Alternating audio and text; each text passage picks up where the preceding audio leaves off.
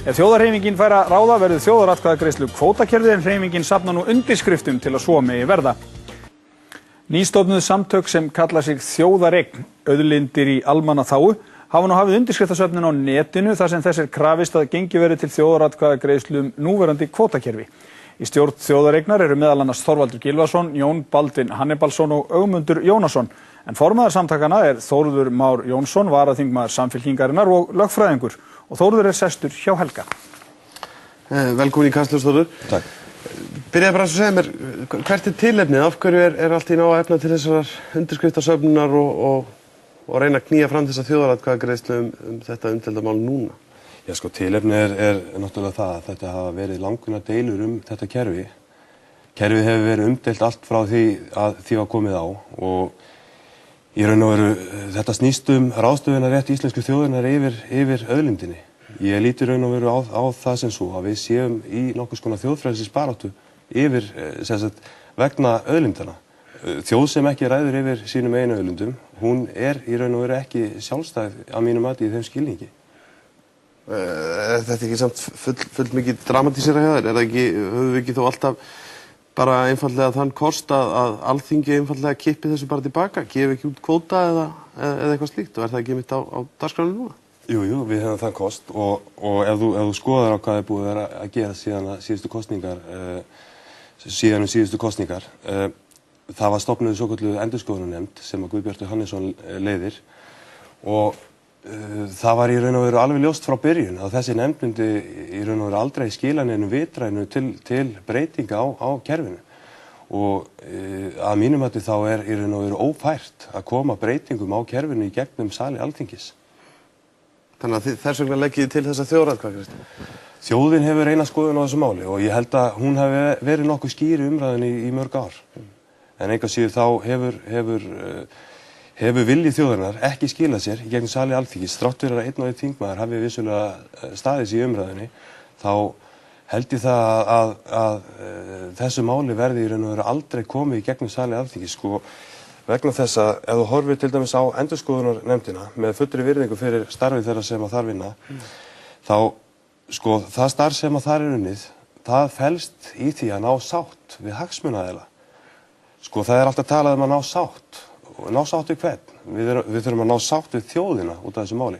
Hver er betri í að ná sátt við þjóðina heldur þjóðin sjálf í almennri þjóðaratkvæði? Það hefur líka verið spurt að því og var spurt að því til dæmis hérna í Silfri Egils á sunnudaginn þegar Jóhanna Sigurðardóttir fór að ljá máls á þessu að það er hugsanlega kosið þetta. Hvernig ætti að spyrja? Hvernig á svona þjóðaratkvæðagreiðsla að fara fram? Á að spyrja menn hvort þið séu með og á móti kvótakerfinu? Er það nóg? Já, sko, í raun og veru við sameinumst eitt, þessi hópur sem kemur að þessu.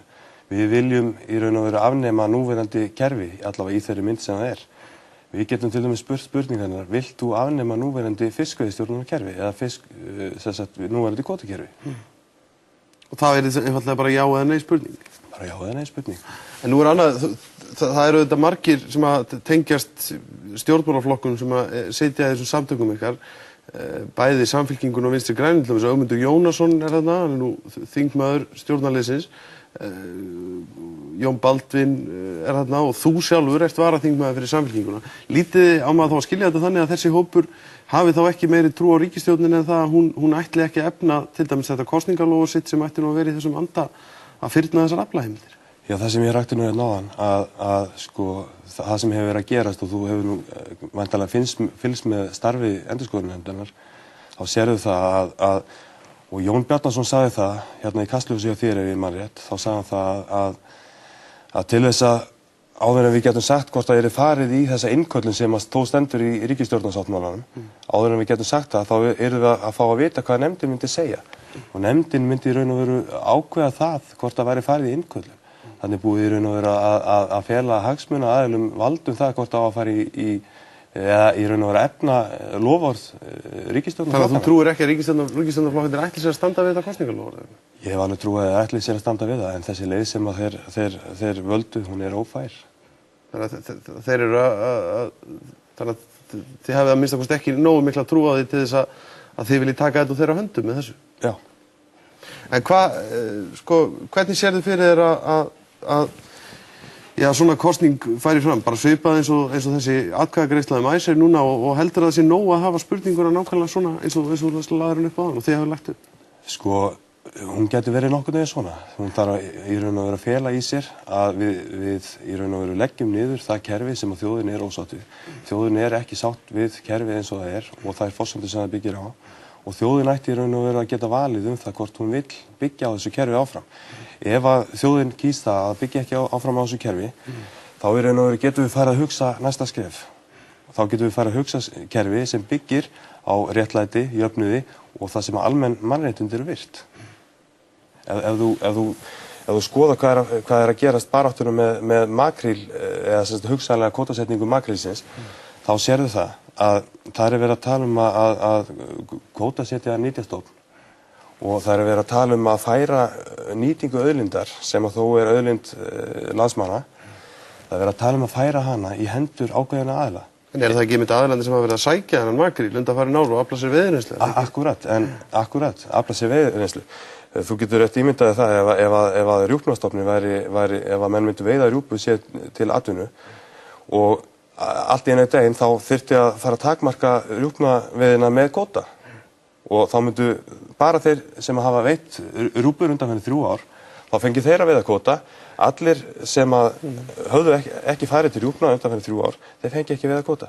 Málið það að þarna með ef að makrílinn verður úthlutað með þessum hætti, þá verður að fara þá leið sem að í raun og veru gengur lengst.